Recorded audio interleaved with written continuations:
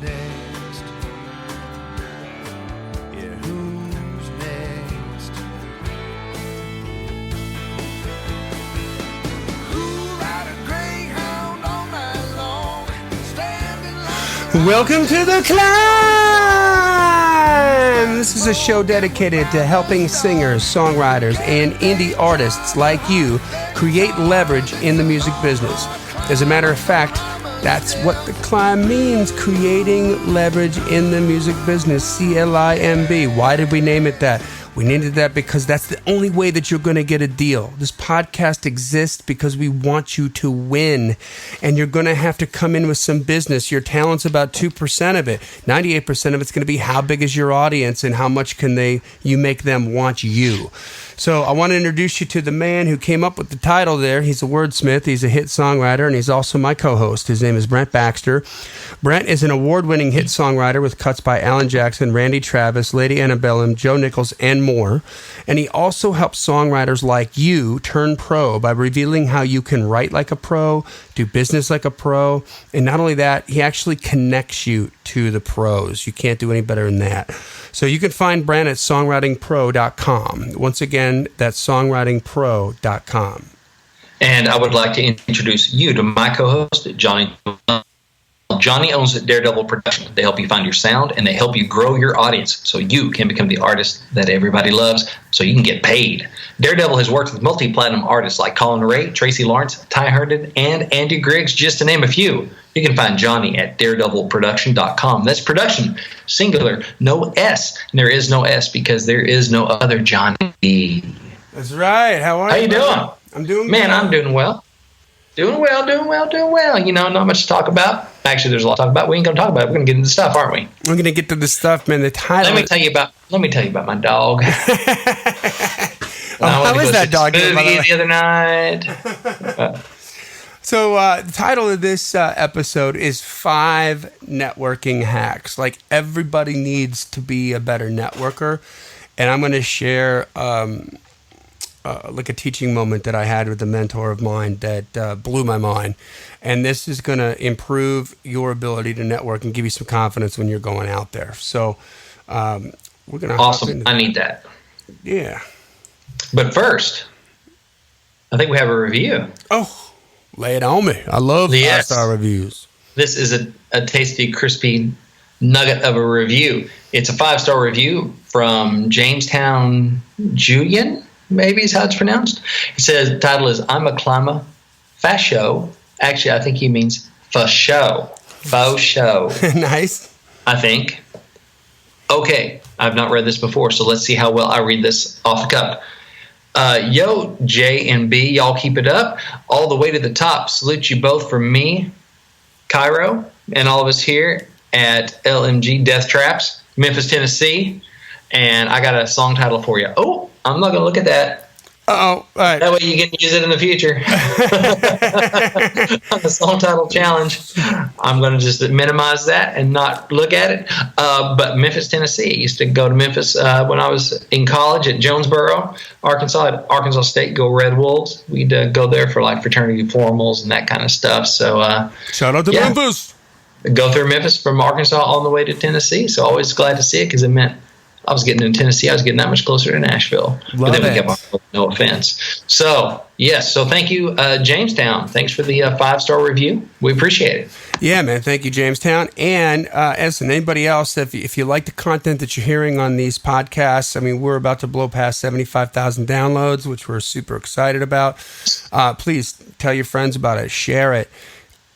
Leave a rating and review. It makes us look more legit to the new people coming in. It'll make you feel good, and of course, we'll make you famous, right? So if you share it, you're cool. If you give us a shout out, we'll make you famous. I would love to hit 100,000 downloads on our 100th episode. That would be all right. That's coming up. That'd be insane. That'd be a lot of work to do. Y'all go do it. That'd be a lot of work to do. All right, so I got a crazy story to tell you then. All right, yeah. So I got off the road. I moved back here I moved to Nashville in 1995. I was here for a couple of years, and then I moved out to LA in 1997, and I started working I formed a sales company and I started working with this other corporation called Zephyrtronics. I've mentioned them before on the podcast, I think.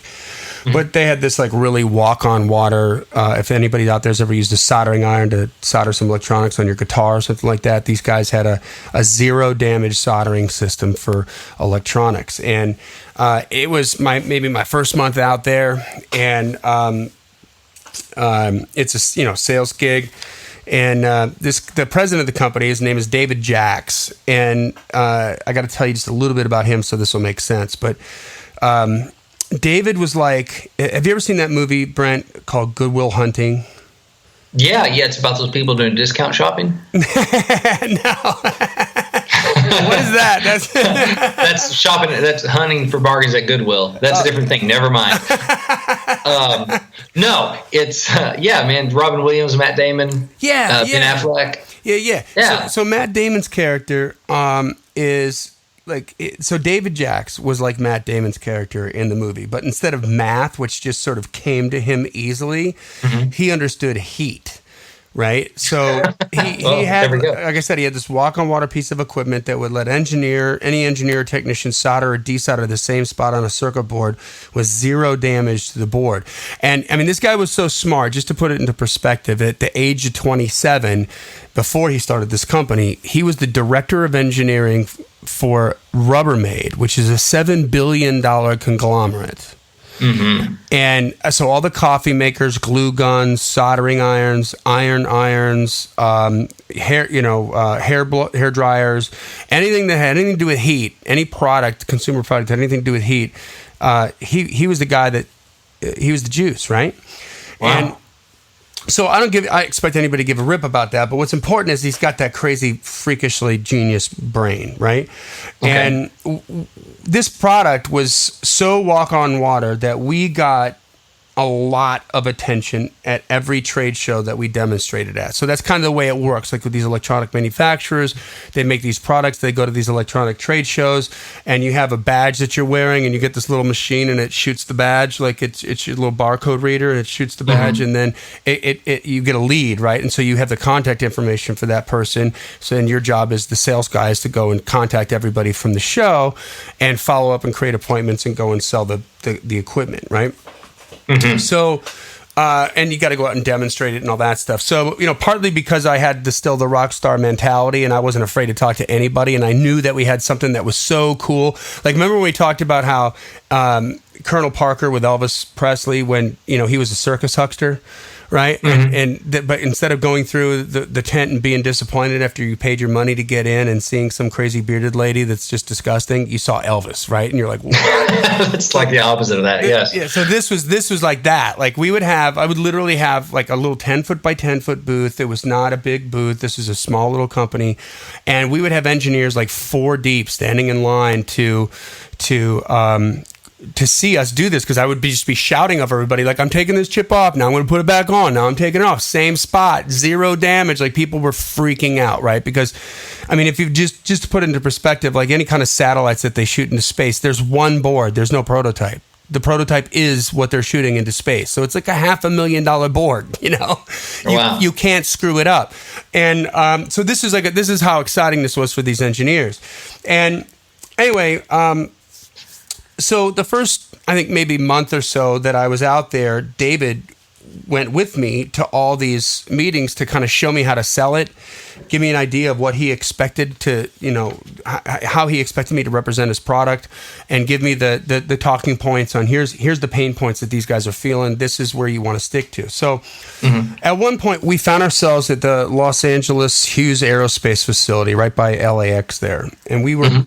David and I were led up to a conference room for the presentation by a receptionist, and the door opened, and Brent, I mean, I couldn't believe it. It's like we were rock stars. There was 40 engineers in attendance that wanted to see this product work. And you were like rock stars, so were they throwing like their underwear at you or like pocket protectors or anything?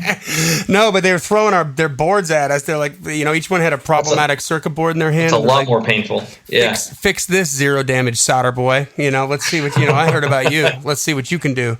Right. So, and I soldered our whole thing. Yeah. It was awesome. It was amazing, right? I soldered the whole thing. I watched David introduce himself to each of the 40 engineers, shake their hands, and thank them for taking the time to watch the presentation today. And everybody's like really excited, right? They're prepared to love what we're doing. They want to see it work, and then they're going to freak out. So here's the rub. When we were done with the whole Tent and Pony show, the whole presentation, David went around to each of the 40 engineers, looked them in the eye, shook their hand, and thanked them once again, but he was using each one of their names. Now, did they have name tags on? No, nobody had name tags on. So it was like my jaw dropped. Like, and so did everybody else's in the room. By the way, this is the point I want to make. Mm-hmm. Like, by the time he got to like the 12th or 15th dude, he's still, he wasn't even halfway through yet, and everybody else was just waiting to see if he was going to remember their name. And they were impressed. Like, everybody was like, wow. And by the time he got to like the 20th or like the 30th person, like the last 10 guys were like, I can't believe you remember everybody's name. Everybody's just shaking their head like, this is crazy. This is like a trick, like a parlor trick, Yeah. And it was one of the most impressive things I'd ever seen. I mean, clearly the engineers felt the same way, like I said, because they were so blown away. And they were talking about it, and David just smiled and said something demure or whatever, and just played it super cool because that's the way he was. Because Heat, you played it cool. Yeah, no damage. Boom, no damage. Yeah. So it turns out David is also a genius at network strategies too. Mm-hmm. And on the ride back to the office, I mean, of course, I'm looking over and I'm like, how the hell did you do that? Like, right. He said, well, Jerry, let me tell you. Yeah, he's like, you need to tell me exactly what you did. Yeah. So, because I mean, listen, when it comes to networking, like the number one rule is when you're networking, by definition, you're meeting, well, not by definition, but you're meeting, a lot of times you're meeting people for the first time, right? Yeah. Mm-hmm. And when you meet somebody for the first time, they're not going to remember what you said. They might not even really remember what you looked like, right? They're going to remember how you made them feel. Mm-hmm. So when you do something like that, they're never going to forget you because that was impressive, right? And they were impressed. And when they're impressed, it's like scratching you're indulging your memory into their brain. Like it's just tattooing it on their brain, So I think, it was Mia Angelou had the quote, actually. People won't remember what you said or even how much you looked, but they will remember how you made them feel. And that's what we're going to cover today. I'm going to give you 5 different memory hacks that are rather easy to do, but hard to remember to execute. So it's not easy, but when you get into the habit of the 5-step hack, you'll forget you're even doing it. It'll become like autopilot, like tying your shoes. And whenever you meet somebody for the first time and remember their name, you'll always make them feel good. And man, how important is that in this industry, brother? Oh, huge. Yeah. Well, I mean, that's what I've heard about Garth Brooks, and that's also what I've heard about Bill Clinton. People that love him or hate him, very top of their game. It's like Bill Clinton's supposed to be like a freak with remembering names. Yeah. And raw sizes.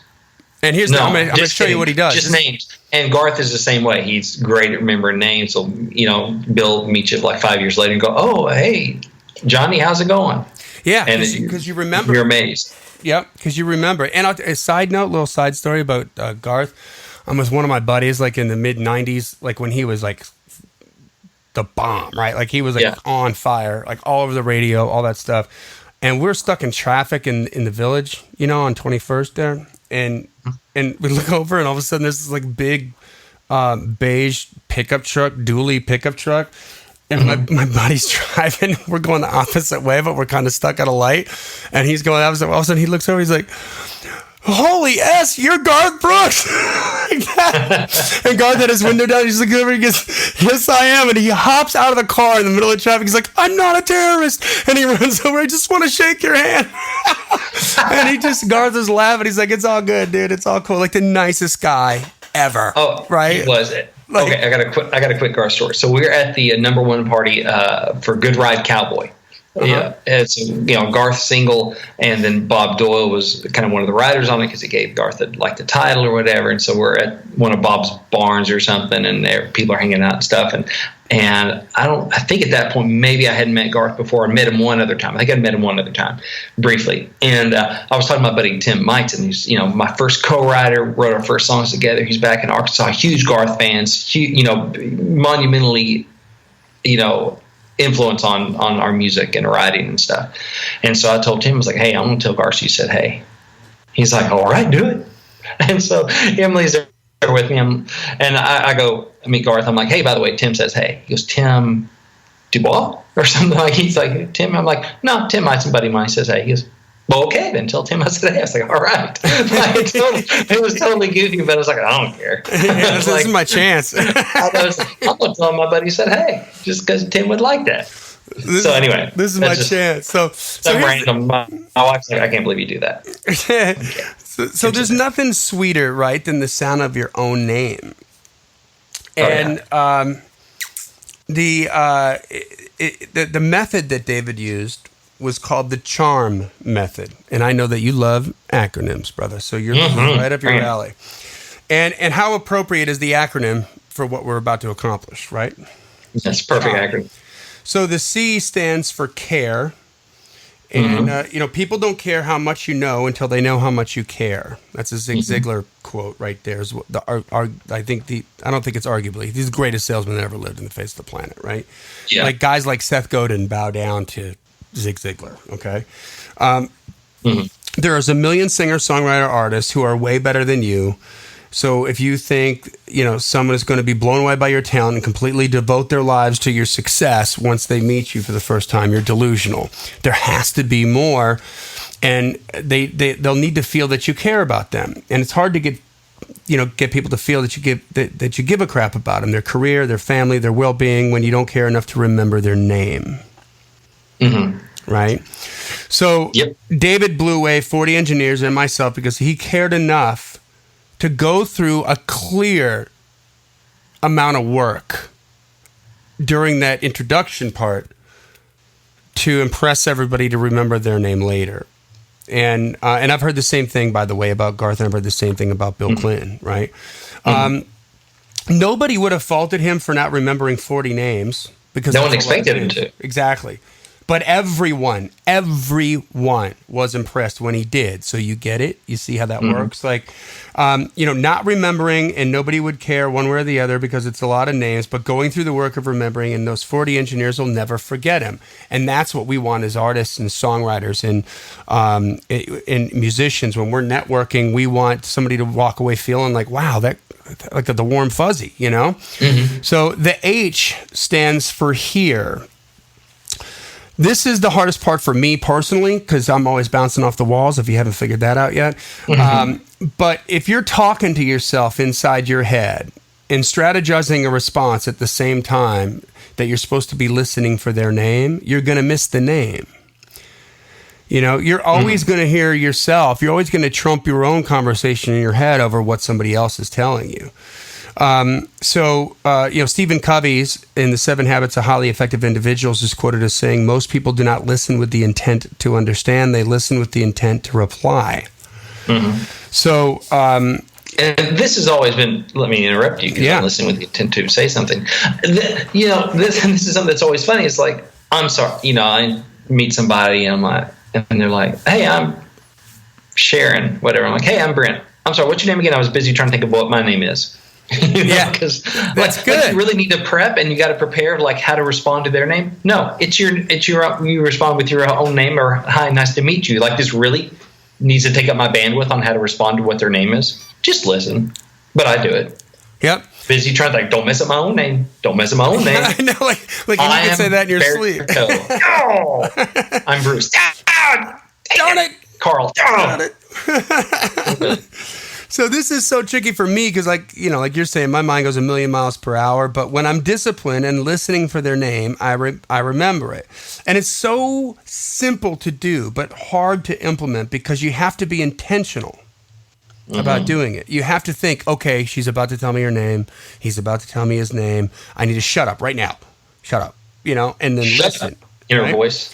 And I'll bet that you've complained, a million times about how you can't remember this thing or that thing, and what you're really blaming is your retention, because you think you can't remember it. But the problem isn't your retention, it's your attention. It's the fact that you weren't paying attention when it was told to you. So you were listening. By the way, quick little side note. So I'm in high school, and it's my senior year, and I've kind of just coasted through high school, right? I got like a 3.0 that's sort of dipped down the fourth quarter of my junior year to like a 2.8. I'm so bored in high school, I can't even see straight, like it. It was torture. But, my father being a Marine, we had a heart-to-heart conversation, which I'm pretty sure even at 6'2" had me about 6 inches off the floor up against a wall with the stack and swivel. We had a heart-to-heart or a boot-to-butt conversation. Yeah, boot-to-butt conversation. And he's like, you're smarter than most people I know, and there's no excuse for this. You got to get your grades up. You got to figure out what the hell you're going to do to make that happen. And you know what I did? I paid attention in class. I made the next year a mental exercise of just paying don't daydream, pay attention to what they're saying. Did I do more homework or double down on the books? Absolutely not. I just paid attention in class, and I received the information and passed the test. I had like a 3.8 at the end of my senior year. It was amazing, right? That's funny. That's a lie. It was a 3.5.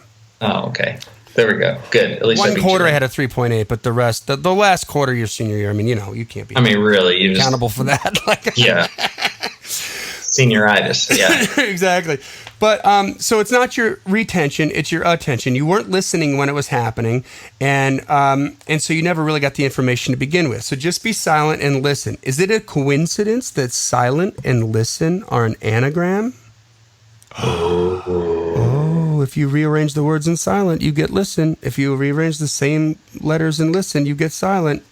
I think. And you rearrange Santa and you get Satan. Whoa, hey. That we didn't need to go there. Christmas is coming up. I used to bug my mom. She'd have these blocks that say Santa around at Christmas, and I'd rearrange them to say Satan. She's like, "Stop it!" Anyway, sorry. Well, he does wear red. Yeah, I know. He wears red. Mm-hmm. He's watching you. Okay, so the A in charm stands for ask. This is my favorite trick all the time. And Brent, you just inadvertently did it when I'm a natural. When you were telling your thing. People love being asked about their name, and you can ask a boatload of questions. And why? By the way, why do I mostly ask? Because I miss it the first time because I'm not being intentional, right? And so, they say their name, I miss their frickin' name, and I say my name, and as I'm saying my name, I realize I never got their name because I'm an idiot, and then I go to the A, I go to the ask, right? And so you can ask them where their name is from, what does their name mean, how do you spell it? That's my favorite thing. How do you spell it? Because most names, even John, just a couple ways to spell it, right? Mm-hmm. There's I can think of three ways to spell it right off John, Jon, or Gion, and I think there's Jhon as well. It just sort of depends. So you can ask them how do you spell it? Is it like a weird way, something like that? Because I want to picture it right. And if they were named after somebody, that's another way to ask about their name. And people love to talk about their name. Right. And so, by the way, this is we could call it, A for ask, and also, it's like a ripcord, right? If you screwed up the first one, here's how you can redeem yourself in the same exchange right then and there and be brilliant with it. So, like I said, it's one of my favorite gestures because you'll actually learn from the person that you just met. It gets them talking about themselves, which is always a winner. And they get to very briefly tell you why they're special.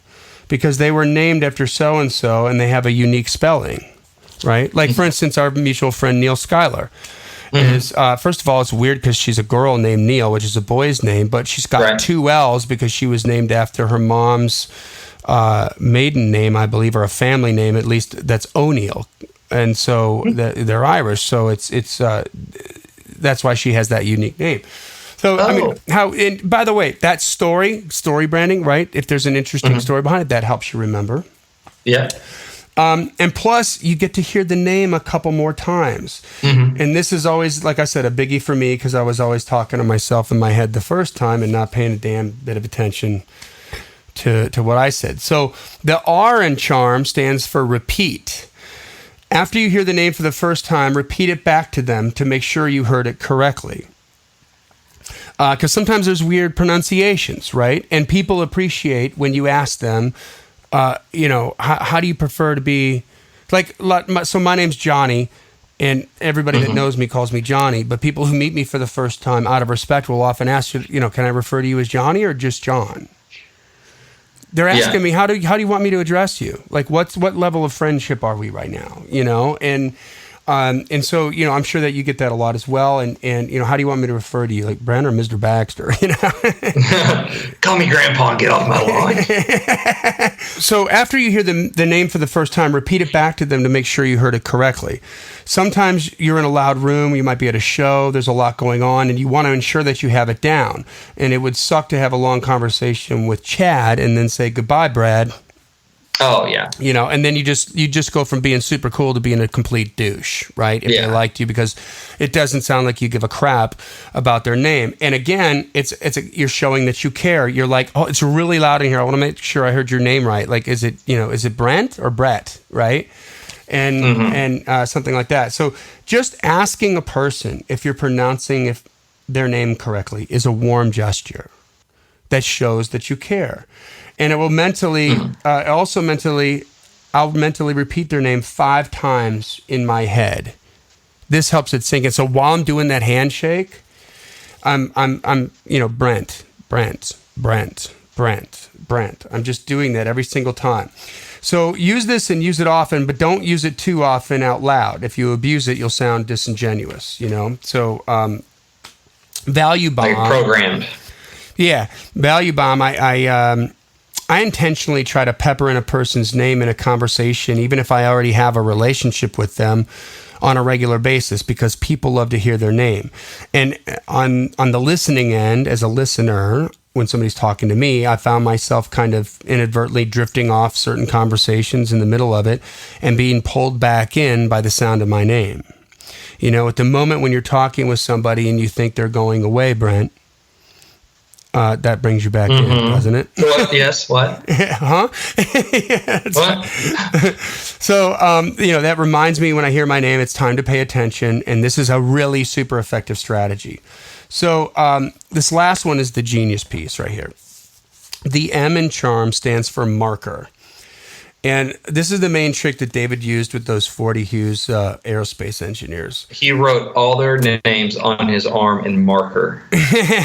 Nope. He told me as he shook each of their hands and repeated their names out loud, he did 2 other things. One was to mentally repeat their names 5 times, and the other sounds crazy, but try this because it's astounding how well it works. He imagined their names with the correct spelling, because he asked about it, written on their forehead with a marker in his favorite color. So I recommend that you try that in your favorite color. Just envision it on their forehead, their name on their forehead. And, we remember what we see more than what we hear. And think about it this way, you've never forgotten a face and remembered a name. Right. Right?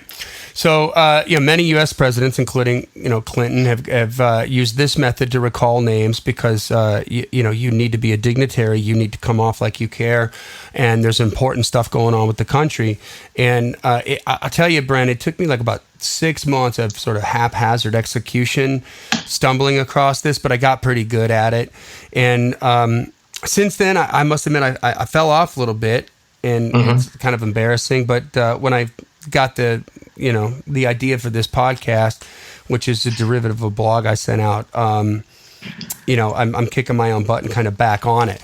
And I'll tell you what, it's crazy. Like, there's a couple times where I've done it, and I've done the whole routine, right? I ask their name, the correct spelling, I'm shaking their hand, I'm saying it 5 times in my head, I'm envisioning it in red. My favorite color is red. So it's a red marker on your forehead when I meet you. And then I go off, I'm having a conversation over here, blah, blah, blah. And I come back 10 minutes later, and there's that person like, hey, see, Johnny, I'm taking off. And I'm like, bye, Rob. And I'm like, and right at that moment, massive panic attack, right? Like, crap, what's his name? And it just comes out. Like, it's genius. It just comes out, and you're like, oh. See, I got to tell you, though, I'm in trouble. My favorite color is flesh tone. I don't even see it. My favorite color is nude pantyhose. That's right. Another story about Bill Clinton. He does that, and he remembers people's names. You know what else he does when he gives speeches? He pictures the audience nude. Oh yeah. No, I'm just kidding. No, that's because he's a pervert. No, that's just the interns. That's the interns. Well, it's just the interns and every other female that's ever been around him other than his wife. He imagines the whole audience in his underwear. Yeah. In his underwear. That's right. But anyway, listen, that's all I got to say about that, guys. I think, a lot of times I think artists have a lot of trepidation, a lot of apprehension about networking, and if we could throw out a trick or two to give you a tool to work on that you can effectively put together and make you a little bit more confident about networking, you'll get out there more and do it and make some more friends, create some more relationships, and this business is all about relationships. So, listen, that's all I got to say about that. Brings us to the end of another killer episode of the C.L.I.M.B. And on that note, hey, listen, what you really want is you want to become the songwriter that everybody loves. You want to become the artist that everybody loves. You make art. You want to get it out there. You want to be validated for it. You want people to become aware of it, to hear it, and then love it. That's what we want. There's nothing that feels better than that.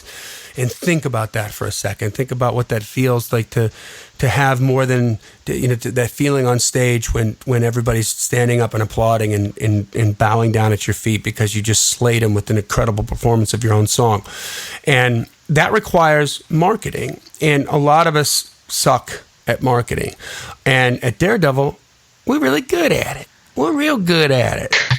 And we're growing every single day. In fact, we picked up 3 new clients this month, I'm happy to say. So you can pick up some of these gems to apply to you, because in previous podcasts, Brent and I have talked about how it is important that every artist is so different. Everybody's path is going to be different. There's no cookie cutter way to do it. There can't be. So if you'd like to get in touch with us, we're available for one-on-one consultations, one-on-one coaching. We'll go through your social media. We'll go through your website, your web store if you have one. If you don't have one, shame on you. And we will put together and customize a master plan for you that will help you begin to expand your audience, and you can start to feel some of the benefits that a Daredevil artist is feeling. Like if you don't have the marketing budget to come on with Daredevil, there's a lot less expensive ways that we can help you help yourself. So hit me up at info@daredevilproduction.com. Once again, production is singular. There is no S. That's info@daredevilproduction.com. And just put consultation in the subject line, and we'll get back to you as quick as we can and try to schedule a meeting immediately. But anyway, brother, man, that was fun, right? I mean, I like how you automatically had the question thing in there. You asking the question, wait, what was your name again? How'd you say that again? Yeah. Like, how did you pronounce that? Is that a weird spelling? Sometimes if you say like, what's your name again, it means you didn't listen. But if you ask them how you spell it, like it's you can get away with it. You can get away with like Mary. M-A-R-Y. You're like, Mary. I think you said Marie. Well, no, but you can be quick about it. Like, I've actually been busted with that one before, right? Where I'm like, how'd you say that? She's like, Mary. And I'm like, okay, this is going to sound nuts, but I got a friend, and I'm lying, who spells it M-A-R-E-E. So I just didn't know. Like, after that, I figured, for instance, Carrie, right? The girl I used to date, C-A-R-I. My sister Carrie, K-E-R-R-Y. The normal Carrie, C-A-R-R-I-E. So sometimes, especially these days, parents are getting crazy with it. So use that and have a little swagger on your thing, right? Because we want you to win. Y'all keep on climbing. And we'll see you at the top. Johnny and Jamestown and Todd and Mary and Chris and Billy and Bob and Mike. What kid show is that? The kid looked in the mirror and said everybody's name.